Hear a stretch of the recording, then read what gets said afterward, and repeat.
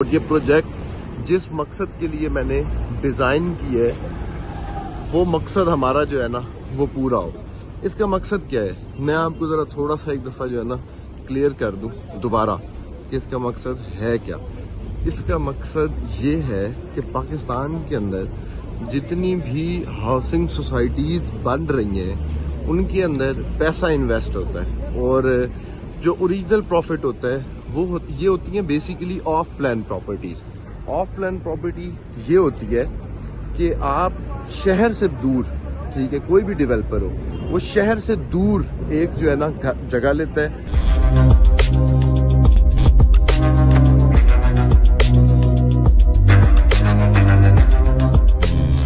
अस्सलाम वालेकुम, कैसे हैं आप सब? ठीक ठाक हैं। मैं मदीने पाक जो है ना वो पहुंच चुका हूँ। ये आपको मेरे पीछे जो है ना ये मस्जिद नबवी भी नज़र आ रही होगी और ये बच्चे भी खेलते हुए जो है ना वो नज़र आ रहे होंगे।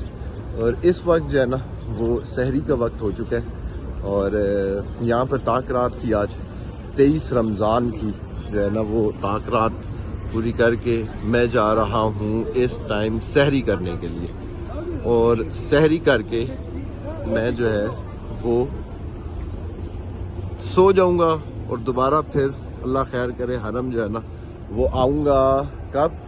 जोहर के टाइम इंशाल्लाह। अल्लाह पाक जो है ना वो खैर आफियत का वक्त रखे। अच्छा, बाकी जो है ना वो रह गए हैं 3-4 दिन रह गए हैं ARB मैंगो फार्म्स की बुकिंग के अंदर और मैं मदीने पहुंच चुका हूं जहां मैंने इसकी जो है ना वो दुआ करनी है। ARB मैंगो फार्म्स की जो है ना जहां पर मैंने दुआ करनी है, मैं उधर पहुंच चुका हूँ। अल्लाह पाक इस काम के अंदर जो है ना वो बरकत डाले। अल्लाह पाक इस चीज़ के अंदर जो है ना वो खैर आफियत का वक्त लेकर आए और ये प्रोजेक्ट जिस मकसद के लिए मैंने डिज़ाइन की है वो मकसद हमारा जो है ना वो पूरा हो। इसका मकसद क्या है, मैं आपको ज़रा थोड़ा सा एक दफ़ा जो है ना क्लियर कर दूं दोबारा कि इसका मकसद है क्या। इसका मकसद ये है कि पाकिस्तान के अंदर जितनी भी हाउसिंग सोसाइटीज़ बन रही हैं उनके अंदर पैसा इन्वेस्ट होता है और जो ओरिजिनल प्रॉफिट होता है ये होती है basically of plan properties. Of plan property ये होती है कि आप शहर से दूर, ठीक है, कोई भी डेवलपर हो वो शहर से दूर एक जो है ना जगह लेता है और जगह लेने के बाद उसको डेवलप करता है। उसके अंदर जो है ना वो प्लॉट्स वगैरह बनाता है, प्लॉट्स की कटिंग वगैरह करता है और प्लॉट्स की कटिंग कर उनको सेल करता है। अब वहां पर आबादी नहीं होती, आबादी वहां पर आती है, ये बात समझने वाली है भाई, टेक्निकल बात है, इसको समझें जरा। वहां पर आबादी आती है 10 से 15 साल के बाद, ठीक है, यानी कि 4 साल में वो डिलीवरी का कहते हैं कि हम डिलीवरी दे देंगे और डिलीवरी फिर आपको पता है ये 4 साल में तो नहीं देते, ये पाकिस्तानी है, ठीक है। उसको 5 साल तो ये आप मिनिमम जो भी बड़ा से बड़ा प्रोजेक्ट, इधर दैट इज बहरिया टाउन, कोई भी है वो XYZ, किसी का भी आप नाम ले लें, DHA का नाम ले लें, किसी का भी ले लें, वो 5 साल लगा देते हैं। और बड़े बड़े प्रोजेक्ट्स के अंदर भी लोग फंस जाते हैं। बहरिया टाउन जो है, बहरिया इनक्लेव इस्लामाबाद, उसके अंदर आज तक 60,000 फाइल्स ऐसी पड़ी हुई हैं जिनका कोई वली वारिस नहीं है, ठीक है। अब ले लिए वो प्लॉट भी ले लिए, ठीक है, लोगों ने पैसा इन्वेस्ट भी हो गया, वो प्लॉट वहां पे पड़े हुए हैं। जब तक उनके ऊपर कंस्ट्रक्शन नहीं होगी, ये देखें ये बसें आ रही हैं मस्जिद नबवी से लोगों को ले जाने के लिए, क्योंकि अभी क़यामुल लैल ख़त्म हुई है और अब ये जो है ना इन लोगों को ले जाएंगी और ये लोग सहरी करेंगे। अच्छा, वो जो प्लॉट्स हैं 5 साल के बाद उन्होंने दिए, 5 साल के देने के बाद वो क्या होता है, वहां पर होता ये है कि अगले साल तो वहां पे कंस्ट्रक्शन होनी नहीं है। ये ऐसा तो है नहीं कि भाई अगले साल से वहां पे कंस्ट्रक्शन शुरू हो जाए, ठीक है। लोग 1-2 साल में घर बनाने लगते हैं जैसी पोजीशन मिलती है और घर बनते बनते भी 2-3 साल लग जाते हैं, 8-9 साल, ठीक है। फिर उसके बाद रेट, असली रेट कब बढ़ते हैं, जैसे बहरिया टाउन बनने के 12-15 साल के बाद बढ़े, ठीक है, टॉप सिटी बनने के 12-15 साल के बाद बढ़े।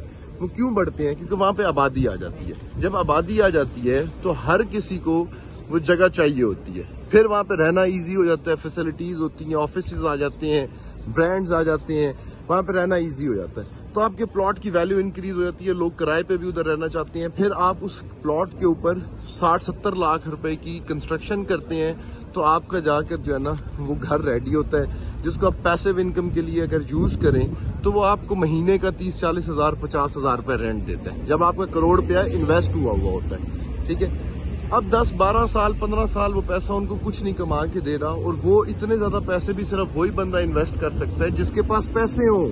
जो अमीर बंदा होगा वही सिर्फ इन्वेस्ट कर सकेगा। गरीब बंदे का तो उधर सवाल ही पैदा नहीं होता ना कि गरीब बंदा उधर जो है ना वो किसी तरह की भी इन्वेस्टमेंट कर सके। ठीक है, वो गरीब बंदा नहीं उसके अंदर इन्वेस्ट कर सकता। और वो जगह जो पैसा आया है लोगों का 10-12 साल के लिए बाउंड हुआ है, वो पैसा ना मुल्क के किसी काम आ रहा है, ना वो क्लाइमेट चेंज के काम आ रहा है। ठीक है, ये देखिए मदीने में भी दरख्त उगा दिए इन्होंने ताकि ये कार्बन डाइऑक्साइड लें और ऑक्सीजन दें। अब वो कोई फायदा नहीं दे रहा 10-15 साल के लिए, ना वो क्लाइमेट चेंज में काम आ रहा है, ना वो एक्सपोर्ट में काम आ रहा है, ना उसको गरीब कोई खरीद सकता है, और ना ही वो मुल्क के किसी गरीब बंदे के काम आ रहा है। सिर्फ मजदूर जिस टाइम पे कंस्ट्रक्शन वगैरह होती हैं तो मजदूर जो है ना वो वहां पर कुछ ना कुछ अपना काम जो है ना वो कर लेते हैं। तो मैं इस कॉन्सेप्ट के शुरू से बड़ा खिलाफ था। मुझे था कि लोगों की इन्वेस्टमेंट्स, एक तो हर बंदा जो कम भी कमा सकता है ना वो भी इन्वेस्टमेंट कर सके।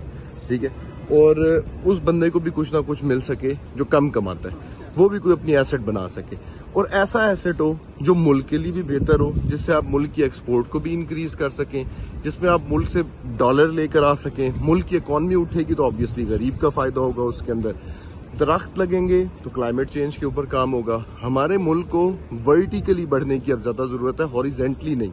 हॉरिजेंटली ये होता है कि आप शहर को इस तरह से बड़ा करो कि बाहर करते जाओ, और वर्टिकली ये होता है कि आप शहर को ऊपर करो। ये देख रहे हैं, ये इनको अक्ल आ गई है, इन्होंने पूरा वर्टिकली, वो मस्जिद नबी भी नजर आ रही होगी आपको यहाँ से, ये मस्जिद नबी नजर आ रही होगी। इन लोगों ने वर्टिकली अपने शहर को ऊपर करना जो है ना वो शुरू कर दिए, और हम लोग अभी तक हॉरिजेंटली। और हालांकि हमारा मुल्क जो है ना ये क्या है, ज़र्राई मुल्क है, यहाँ पे ज़रात का फायदा है, यहाँ पे ज़रात बहुत होती है। ठीक है, तो हमें किस चीज का फायदा है कि हम वर्टिकली ऊपर करें, हॉरिजेंटली अपने शहरों को ना बढ़ाएं। ठीक है, तो ये मैंगो फार्म का कॉन्सेप्ट लेकर आने का ये फायदा है। एक इसके पीछे जो मेन रीजन है वो ये है कि मुल्क के अंदर क्लाइमेट चेंज जो है, वो जो मौसमियाती तब्दीली आ रही है, गर्मियों के अंदर ज्यादा गर्मी आना, सर्दियों के अंदर मौसम तब्दील हो जाने, ये खत्म हो जाएगा, क्योंकि दरख्त नेचर है, ये सैलाब को रोकते हैं, ये आपके मुल्क में इकॉनमी को बढ़ाएंगे। और सबसे बड़ी बात, आपके मुल्तान का जो चौसा है, जो अनवर अटोर है, ये जो आम है, ये पूरी दुनिया में वर्ल्ड वाइड मशहूर है। ठीक है ना, और इनका कोई वली वारिस नहीं है। अब जब आप इनको इस मैस लेवल पे उगाएंगे, वैसे अगर आप 2 दरख्त उगाते हैं तो एक्सपोर्ट का बेनिफिट आप कभी भी नहीं ले सकते। जब आपको इस मैस लेवल पे आप इनकी ग्रोथ करेंगे तो आप इजीली जो है उसको एक्सपोर्ट कर सकते हैं। उसकी पैकेजिंग, उसकी हर चीज जो है ना वो ARB मैंगो फार्म्स की मैनेजमेंट की रिस्पॉन्सिबिलिटी होगी। तो होगा क्या इससे कि आपके मुल्क में ग्रीनरी भी आ रही होगी, आपके मुल्क में इकॉनमी भी डेवलप हो रही होगी एक्सपोर्ट से, आपके मुल्क का गरीब भी कुछ ना कुछ कमा रहा होगा, और ये जो दरख्त काट के हाउसिंग सोसाइटीज बन रही हैं जिनकी इतनी जरूरत ही नहीं है, वो चीज रुक के ग्रीनरी हर तरफ आ जाएगी। ठीक है, तो ये सब चीजें जो है ना ये मेजर कॉन्सेप्ट था ARB मैंगो फार्म्स के पीछे। और इंशाल्लाह अल्लाह पाक खैर व आफियत का वक्त लेकर आए। 27 रमजान को, ये देखें शुरते खड़े हुए हैं, इनकी पुलिस की गाड़ियां देखें। तो क्या होगा कि 27 रमजान को इंशाल्लाह मस्जिद नबी में हजूर पाक के रोजे पे दुआ करके जिसने फॉर्म फिल किए होंगे उनकी बुकिंग स्टार्ट हो जाएगी। अच्छा, 10 महीने में मैं एंड में फिर आपको बता दूं, 10 महीने में आपने इंस्टॉलमेंट्स देनी है, 7 महीने में आपको पोजीशन मिल जाएगी। अच्छा, एक और बड़ा बेनिफिट है इसका, वो मैं इंशाल्लाह आपको अगली वीडियो के अंदर जो है ना वो डिटेल से बताऊंगा। तो ये मैंने क्या आपको बता दूं, ये देखें अरबी साहब बैठे हुए हैं, शायरी कर रहे हैं। तो इसमें होगा ये कि अल्लाह आपका भला करे।